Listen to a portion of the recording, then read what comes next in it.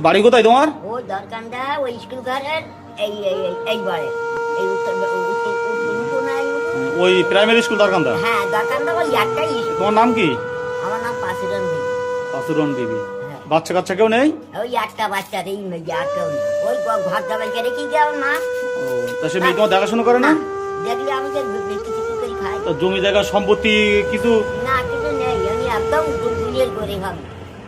আমি এই বাড়িটা ছিল তো আমার মা দিকে দিকে 5-6 কাটা। মেয়ে তো তোমার নিজের মেয়ে, তো তোমার একদম দেখে না? না একদম দেখে না, আমার বাড়িটা দিকে দেখে। মেয়ের আর্থিক অবস্থা কিরকম? মেয়ের আর্থিক অবস্থা কিরকম? ও ব্যবসা ভালো। ভালো খুব, হ্যাঁ। ও ভালোবাসা করি না চাই কি নাকি। তো তুমি কতদিন ধরে এরকম ভিক্ষি করো? বিক্রি করি বহুদিন ধরে। বহুদিন ধরে করো। বহুদিন ধরে। তুমি রোজা আছো? হ্যাঁ।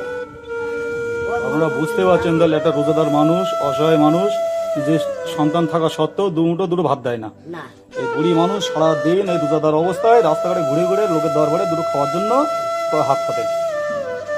দুনিয়া কোন জায়গায় একবার হয়ে দেখুন সবাই। ও আমার ভিড়ি বাড়ি তো ছাড়া আর কোনো জমি নেই, ঘর বান্ধি।